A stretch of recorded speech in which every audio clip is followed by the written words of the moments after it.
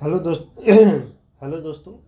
आज हम सामाजिक विज्ञान के कुछ महत्वपूर्ण ऑब्जेक्टिव क्वेश्चन को लेकर आए हैं जो एग्ज़ाम के पॉइंट ऑफ व्यू से बहुत ही इम्पोर्टेंट है। इसलिए एग्ज़ाम से पहले हो सके तो जल्दी से जल्दी इसको कर लीजिए, क्योंकि इसको बनाने में समय मुझे बहुत कम मिला है। इसलिए कोशिश किए हैं कि कम से ज़्यादा इसमें क्वेश्चन को कवर किया जाए। इसलिए जाने से पहले एक बार उसको ज़रूर देख लीजिएगा। चलिए शुरू करते हैं, ठीक है। आज का पहला क्वेश्चन है क्या है, फ्रांस में प्रथम विद्रोह कब हुआ था। ठीक है, ऑप्शन है जुलाई 1830, जुलाई 1815, जून 1821 और जुलाई 1832। तो कब हुआ था, इसका सही आंसर होगा जुलाई 1830 में। ठीक है, जुलाई 1830 में। ठीक, इसको क्या कहते हैं, जुलाई क्रांति भी कहते हैं। क्या कहते हैं, जुलाई क्रांति। ठीक है, इसको जुलाई क्रांति भी कहते हैं। ठीक है, और सबसे बड़ा विद्रोह अगर पूछा जाए कि यूरोप फ्रांस में सबसे बड़ा विद्रोह कब हुआ था, साल 1789 में। ठीक है, सबसे बड़ा विद्रोह कब हुआ था, 1789 में। ठीक है, इसको फ्रांसीसी क्रांति भी कहते हैं। क्या कहते हैं, फ्रांसीसी क्रांति। 1789 को जो सबसे बड़ा विद्रोह हुआ था 1789 को, उसको फ्रांसीसी क्रांति भी कहते हैं। ठीक है, अगला क्वेश्चन चलते हैं। क्वेश्चन 2 हमारा है, निम्न में से किसका विश्वास था कि ईश्वर की मर्जी के अनुसार राष्ट्र ही मनुष्य की प्राकृतिक इकाई थी। ऑप्शन क्या है, नेपोलियन, निकोलस, जुसेपी मैसेनी, मैटरनिक। ठीक है, तो इसका सही आंसर क्या होगा, जुसेपी मैसेनी। ठीक है, जुसेपी मैसेनी। जुसेपी मैसेनी एक इतालवी क्रांतिकारी थी। क्या थी, इतालवी क्रांतिकारी। ठीक है, इतालवी क्रांतिकारी। अगला क्वेश्चन चलते हैं। अगला क्वेश्चन हमारा है, निम्न में से कौन सी घटना पूरे यूरोप के शिक्षित अभिजात वर्ग में राष्ट्रीय भावनाओं का संचार किया। कौन था वो, ऑप्शन क्या है, नेपोलियन का आक्रमण, यूनान का स्वतंत्रता संग्राम, फ्रांसीसी क्रांति, इटली और जर्मनी का एकीकरण। इसमें से सही आंसर क्या होगा, क्या होगा, फ्रांसीसी क्रांति। सही आंसर क्या है, फ्रांसीसी क्रांति। ठीक है, चलिए अगला क्वेश्चन। अगला क्वेश्चन है हमारा, 1848 में यूरोपीय देशों के किसान मजदूर किन कारणों से विद्रोह कर रहे थे। ठीक है, 1848 में यूरोपीय देशों के किसान मजदूर किन कारणों से विद्रोह कर रहे थे। पहला ऑप्शन है गरीबी, बेरोजगारी, भूखमरी और इनमें से सभी। तो वहाँ पर क्या था, गरीबी भी था, बेरोजगारी भी था, भूखमरी भी था।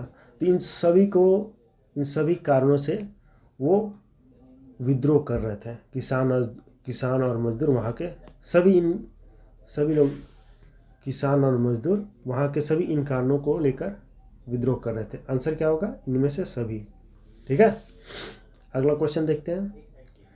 अगला क्वेश्चन है, निम्न में से किसने अपने उद्देश्यों के प्रसार के लिए यंग इटली नामक एक गुप्त संगठन बनाया था। क्या बनाया था, यंग इटली नामक एक गुप्त संगठन बनाया था। ठीक है, ऑप्शन क्या है, मैटरनिक, जुसेपी मैसेनी, बिस्मार्क, कावूर। सही आंसर क्या होगा इसका, जुसेपी मैसेनी। किसने बनाया था, जुसेपी मैसेनी ने यंग इटली नामक एक गुप्त संगठन बनाया था 1831 में। ठीक है, 1831 में। कहाँ पर, फ्रांस के मार्सलीज में। मार्सलीज। ठीक है, मार्सलीज में इसकी स्थापना हुई थी 1831 में। और ये संगठन कौन बनाया था, जुसेपी मैसेनी। ठीक है, चलिए नेक्स्ट क्वेश्चन देखते हैं। नेक्स्ट क्वेश्चन है, प्रथम विश्व युद्ध में रक्षा व्यय में भारी इजाफा होने के कारण खर्चे की भरपाई के लिए निम्न में से क्या किया गया?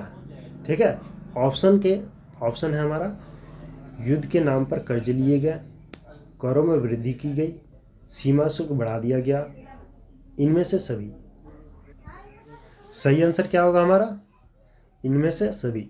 युद्ध के नाम पे कर्ज लिए गए थे, करों में वृद्धि हुई थी, सीमा शुल्क बढ़ा दिया गया था। ठीक है,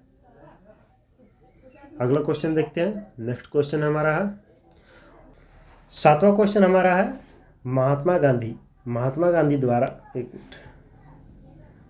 गांधी द्वारा वायसराय इरविन को लिखे खत में सबसे महत्वपूर्ण मांग किस वस्तु पर लगाए गए कर को खत्म करने के बारे में था? ठीक है, ऑप्शन में है नमक, जल, वस्त्र, संपत्ति। ठीक है, आंसर क्या होगा? नमक। ठीक, उस खत में सबसे महत्वपूर्ण मांग था नमक। नमक के ऊपर कर लगती थी, तो उस कर को ख़त्म करने के लिए महात्मा गांधी ने एक खत लिखा था वायसराय इरविन को।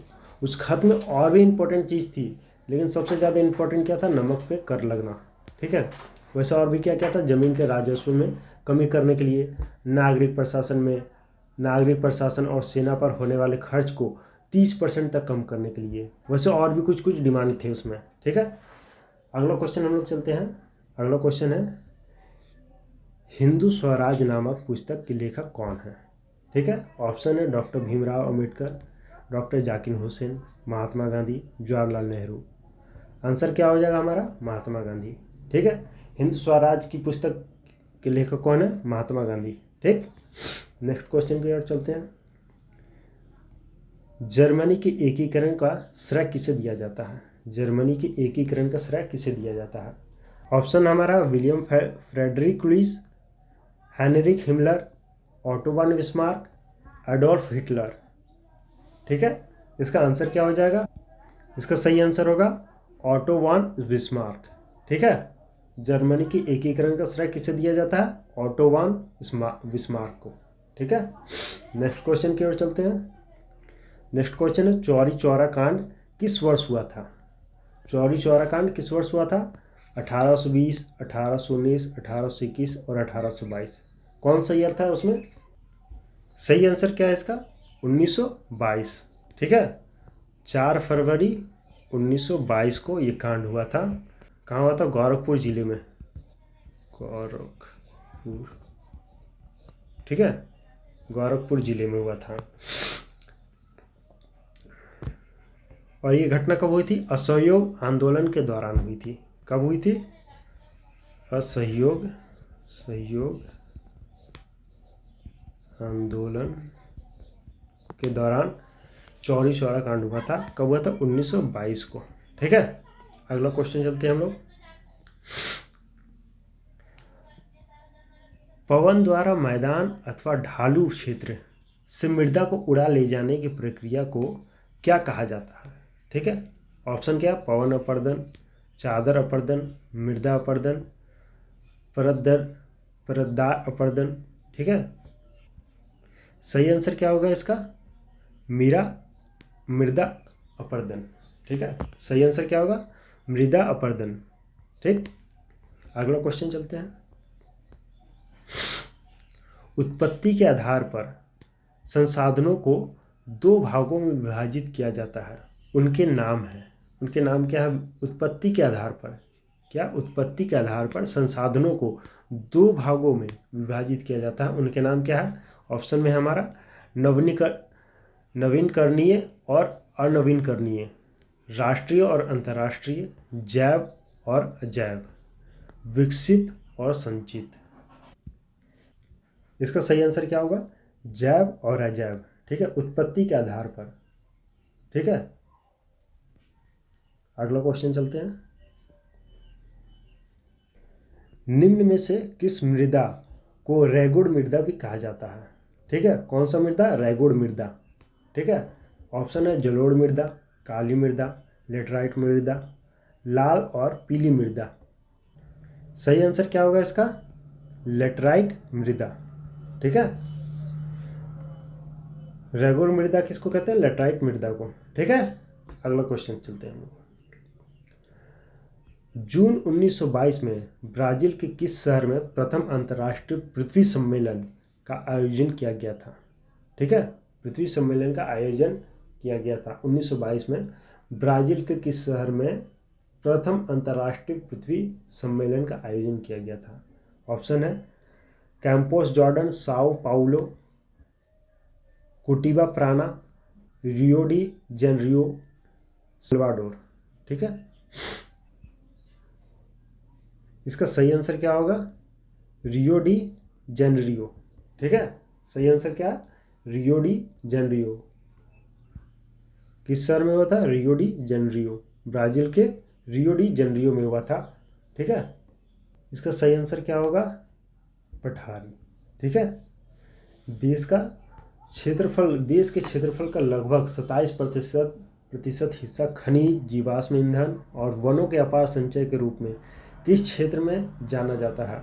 तो पठारी। ठीक है, चलिए अगला क्वेश्चन चलते हैं। अगला क्वेश्चन हमारा क्या है? पंजाब में भूमि निम्नीकरण का मुख्य कारण क्या है? ठीक है, पंजाब में भूमि निम्नीकरण का मुख्य कारण क्या है? ऑप्शन है गहन खेती, वनोन्मूलन, अधिक सिंचाई, अति पशुचारण। ठीक है, इसका सही आंसर क्या होगा? अधिक सिंचाई। अधिक सिंचाई के कारण भूमि निम्नीकरण का मुख्य कारण है। अधिक सिंचाई के कारण वहाँ की मिट्टी लवणता और क्षारीयता बढ़ती जा रही है। ठीक है, अधिक सिंचाई के कारण वहाँ की मिट्टी में लवणता और क्षारीयता बढ़ती जा रही है। ठीक है, मिट्टी में उर्वरता कम हो रही है। सिंचाई के कारण ज़रूरत से ज़्यादा नमी बढ़ती जा रही पानी मिट्टी में। ठीक है, इससे उपज भी कम हो रही है, खरपतवारों का दबाव भी बढ़ता जा रहा है। ठीक है, अगला क्वेश्चन चलते हैं हम लोग। अगला क्वेश्चन है, निम्न में से किस प्रांत में सीढ़ीदार सोनापी खेती की जाती है? ठीक है, किस प्रांत में सीढ़ीदार सोनापी खेती की जाती है? पंजाब, उत्तरांचल, हरियाणा, उत्तर प्रदेश के मैदान। ठीक है, इसका सही ऑप्शन क्या होगा? उत्तरांचल। ठीक है, चलिए अगला क्वेश्चन है, भारतीय वन्यजीव अधिनियम किस वर्ष लागू किया गया? ठीक है, भारतीय वन्यजीव अधिनियम किस वर्ष लागू किया गया? तो इसका सही आंसर क्या है? साल 1972 में। ठीक है, भारतीय वन्यजीव अधिनियम साल 1972 में लागू किया गया। ठीक है, चलिए अगला क्वेश्चन है, कौन सी परियोजना सतलुज ब्यास बेसिन में जल विद्युत उत्पादन और सिंचाई दोनों के काम आती है? ठीक है, कौन सी परियोजना सतलुज ब्यास बेसिन में जल विद्युत उत्पादन और सिंचाई दोनों के काम आती है? ठीक है, ऑप्शन क्या है? दामोदर घाटी परियोजना, भाखड़ा नांगल परियोजना, ब्यास परियोजना, हीराकुंड परियोजना। ठीक है, इसका सही आंसर क्या हो जाएगा? भाखड़ा नांगल परियोजना। ठीक है, सही आंसर हो जाएगा भाखड़ा नांगल परियोजना। चलिए अगला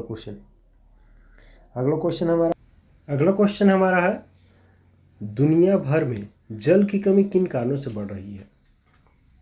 ऑप्शन है सूखा, सिंचाई की बढ़ती मांग, जल की व्यर्थ बर्बादी और इनमें से सभी। ठीक है, तो इसका सही आंसर क्या होगा? इनमें से सभी। सूखे के कारण से भी हो रही है, सिंचाई में बढ़ती मांग के कारण भी हो रही है, जल की व्यर्थ बर्बादी भी हो रही है, तो ये सारे होंगे। ठीक है, अगला क्वेश्चन क्या है? बेल्जियम में 1950 और 1960 के दशक में किन भाषा के बोलने वाले समूहों के बीच तनाव बढ़ने लगा? ऑप्शन क्या है? फ्रेंच और डच और जर्मन, फ्रेंच और सिंहली, फ्रेंच और जर्मन। इसका सही आंसर क्या होगा? फ्रेंच और डच। ठीक है, चलिए नेक्स्ट क्वेश्चन है, श्रीलंका में अधिकतर सिंहली भाषी लोग किस धर्म के मानने वाले हैं? ऑप्शन है हिंदू, मुसलमान, बौद्ध, ईसाई। सही आंसर इसका है बौद्ध। ठीक है, चलिए नेक्स्ट क्वेश्चन। लोकतंत्र के एक बुनियादी सिद्धांत के रूप में राजनीतिक शक्ति का स्रोत किसे माना जाता है? ऑप्शन संसद, जनता, राज्य, न्यायालय। ठीक है, इसका सही आंसर क्या होगा? इसका सही आंसर बी, जनता। ठीक है, चलिए अगला क्वेश्चन। सत्ता में भागीदारी की आवश्यकता कहाँ पड़ती है? ठीक है, ऑप्शन है क्षेत्र, भाषा और जाति के आधार पर बट समाज में, क्षेत्रीय विभाजन वाले बड़े राज्यों में, प्रत्येक लोकतांत्रिक राज्य में, और इनमें से सभी। ठीक है, आंसर क्या हो जाएगा इसका? ऑप्शन सी, प्रत्येक लोकतांत्रिक राज्य में। ठीक है, चलिए अगला क्वेश्चन। अगला क्वेश्चन है, निम्न में से किस प्रकार का टकराव आगे बढ़कर अक्सर ही हिंसा और राजनीतिक अस्थिरता का रूप ले लेता है? ठीक है, ऑप्शन क्या है? लोकतांत्रिक, सामाजिक, आर्थिक, पारंपरिक। सही है, इसका आंसर क्या हो जाएगा? सामाजिक। ठीक, चलिए अगला क्वेश्चन। संविधान और विभिन्न स्तर की सरकारों के अधिकारों की व्याख्या करने का अधिकार किसे है? ऑप्शन है न्यायालय, राष्ट्रपति, संसद, प्रधानमंत्री। ठीक है, इसका सही आंसर क्या होगा? न्यायालय। ठीक है, संविधान और विभिन्न स्तर की सरकारों के अधिकारों की व्याख्या करने का अधिकार सिर्फ केवल न्यायालय को है। ठीक है, उच्च न्यायालय। ठीक है, उच्च न्यायालय। अगला क्वेश्चन देखते हैं। अगला क्वेश्चन है, पुलिस, व्यापार, वाणिज्य, कृषि और सिंचाई जैसे महत्वपूर्ण विषय किस सूची के अंतर्गत रखे गए हैं? ठीक है, इसका ऑप्शन है संघ सूची, समवर्ती सूची, राज्य सूची, इनमें से सभी।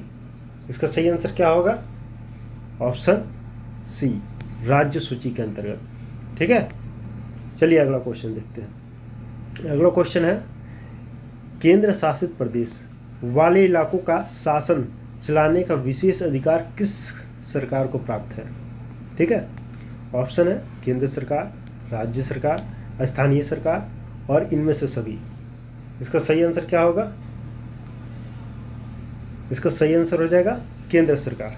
ठीक है, केंद्र शासित प्रदेश वाले इलाकों का शासन चलाने का अधिकार किसके पास होता है? केंद्र सरकार के पास। ठीक है, केंद्र शासित प्रदेश हमारे पास कितने हैं?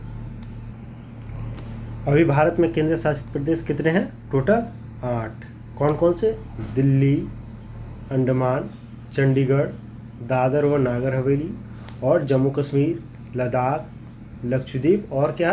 पुडुचेरी। ठीक है, पुडुचेरी। ठीक है, टोटल 8 केंद्र शासित प्रदेश है और इन सब को कौन चलाता है? केंद्र सरकार। ठीक है, चलिए अगला क्वेश्चन। अगला क्वेश्चन है, जब केंद्र और राज्य सरकार से शक्तियां लेकर स्थानीय सरकारों को दी जाती है तो इसे क्या कहा जाता है? ठीक है, जब केंद्र सरकार और राज्य सरकार से शक्तियां लेकर स्थानीय सरकारों को दी जाती है तो उसे क्या कहा जाता है? सत्ता का हस्तांतरण, सत्ता का विकेंद्रीकरण, सत्ता का नवीकरण, सत्ता का दुरुपयोग, क्या कहा जाता है? इसका ऑप्शन होगा, सही आंसर क्या होगा? सत्ता का विकेंद्रीकरण। ठीक है, सत्ता का विकेंद्रीकरण सही आंसर हो गया। चलिए अगला क्वेश्चन देखते हैं। अगला क्वेश्चन है, आर्थिक विकास के अंतर्गत सम्मिलित लक्ष्य है। आर्थिक विकास के अंतर्गत सम्मिलित लक्ष्य हैं नियमित रोजगार, स्वतंत्रता, बेहतर मजदूरी, इनमें से सभी। इसका सही आंसर क्या हो जाएगा? ऑप्शन 4, इनमें से सभी। ठीक है, चलिए नेक्स्ट क्वेश्चन। नेक्स्ट क्वेश्चन है, भारत के किस राज्य में गरीबी का प्रतिशत सबसे अधिक है? सबसे अधिक गरीब राज्य कौन सा है? ऑप्शन है छत्तीसगढ़, उड़ीसा, मणिपुर और बिहार। ऑप्शन देख के तो समझ में आ गया होगा कौन सा है। ऑप्शन है बिहार। सही आंसर क्या है? बिहार। ठीक है, चलिए अगला क्वेश्चन देखें। अगला क्वेश्चन है, भारत में प्रक्षण बेरोजगारी सामान्यतः किस क्षेत्र में दिखाई देती है? बेरोजगारी सामान्यतः किस क्षेत्र में दिखाई देती है? ऑप्शन है सेवा क्षेत्र, संगठित क्षेत्र, कृषि क्षेत्र, सार्वजनिक क्षेत्र। सही ऑप्शन क्या होगा? Option C. ठीक है, कृषि क्षेत्र में। अगला क्वेश्चन क्या है देखते हैं। अगला क्वेश्चन है, भारत किस वर्ग के देशों में आता है? ठीक है, निम्न आय, गरीब, विकसित, कम जनसंख्या। भारत किस वर्ग के देशों में आता है? निम्न आय, गरीब, विकसित और कम जनसंख्या वाले। तो भारत देखिए कम जनसंख्या तो है नहीं, वर्ल्ड का दूसरा पॉपुलेशन वाला देश है। ठीक है, और विकसित तो है नहीं, विकसित तो अमेरिका वगैरह है, जापान वगैरह है, तो विकासशील देशों में आता है। ठीक है, अब गरीब भी तो नहीं है इतना भारत। ठीक है, तो सही ऑप्शन क्या हो जाएगा, सही आंसर क्या हो जाएगा? निम्न आय। ठीक है, चलिए अगला क्वेश्चन देखते हैं हम लोग। निम्न में से कौन अर्थव्यवस्था की विशालता को प्रदर्शित करता है? ठीक है, निम्न में से कौन अर्थव्यवस्था की विशालता को प्रदर्शित करता है? सकल घरेलू उत्पाद, विश्व व्यापार संगठन, विश्व स्वास्थ्य संगठन, विश्व बैंक। सही आंसर क्या होगा इसका? सकल घरेलू उत्पाद। ठीक है, चलिए अगला क्वेश्चन हमारा है, परिवहन, भंडारण, संचार, बैंक सेवाएं और व्यापार किस क्षेत्र की गतिविधियों के प्रमुख उदाहरण हैं? ठीक है, ऑप्शन है प्राथमिक, द्वितीयक, तृतीयक, इनमें से सभी। सही आंसर क्या होगा? तृतीयक। ठीक है, चलिए नेक्स्ट क्वेश्चन में चलते हैं, और नेक्स्ट क्वेश्चन हमारा ये लास्ट क्वेश्चन है बस। लास्ट क्वेश्चन क्या है? कृषि क्षेत्र के श्रमिकों में किस प्रकार की बेरोजगारी पाई जाती है? कृषि क्षेत्र के श्रमिकों में किस प्रकार की बेरोजगारी पाई जाती है? ठीक है, स्वैच्छिक बेरोजगारी, अल्प बेरोजगारी, संरचनात्मक बेरोजगारी, चक्रीय बेरोजगारी। किस प्रकार की बेरोजगारी पाई जाती है? तो अल्प बेरोजगारी। कौन सी है? अल्प बेरोजगारी। ठीक है, तो हमारा क्वेश्चन आज का ऑब्जेक्टिव्स कंप्लीट हो गया है। फिर से देखेंगे अगले सब्जेक्ट के लिए। ठीक है, तो इस वीडियो को यहीं तक कंप्लीट करते हैं, नहीं तो बहुत लंबा भी हो जाएगा। ठीक है, तो आई होप को ये आपको समझ में आया हो, और नहीं समझ में आया तो कमेंट करके बताइएगा। इसको सुधार के लिए हम लोग बेहतर से बेहतर प्रयास करेंगे। तो जो भी दिक्कत होगा कमेंट करके ज़रूर बताइएगा, ताकि हम लोग को सुधार करने में मौका मिले। धन्यवाद।